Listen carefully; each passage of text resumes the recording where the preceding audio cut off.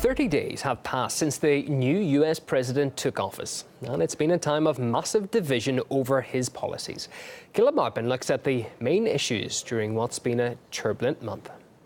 So we're 30 days into Donald Trump's administration. The new president says he's accomplished an awful lot in these crucial weeks and gone as far as to call out those he says have underestimated him. Plants and factories are already starting to move back into the United States. I have directed our defense community to submit a plan for the defeat of ISIS, and we have imposed new sanctions on the nation of Iran. I've ordered plans to begin for the massive rebuilding of the United States military. We've undertaken the most substantial border security measures.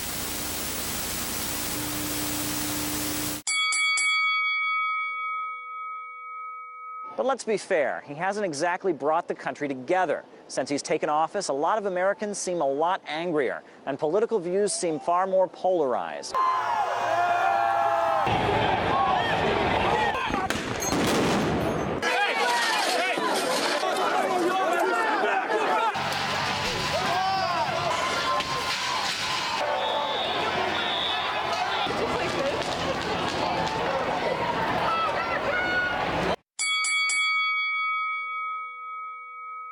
His nominees might not have been popular on the other side of the aisle, but the Democrats have been unable to block them. Democrats, they've screwed things up royally. It is time to get over the fact that they lost the election. I think they look quite foolish. I'm very disappointed in this type of crap. I mean, my gosh, there's no excuse for it. I think they ought to stop posturing and acting like idiots. But Trump did lose his national security advisor, Michael Flynn. A campaign against Flynn, accusing him of being too friendly to Russia, seems to have worked. The White House is accusing the intelligence community of orchestrating the offensive that ultimately toppled him.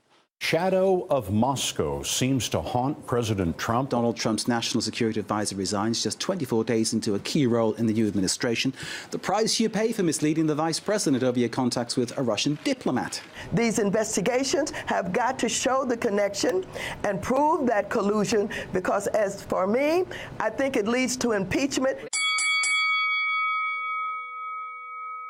And then there's Donald Trump's war with the media. At this point, the mainstream press is no fan of the Donald. But then again, neither are the American people.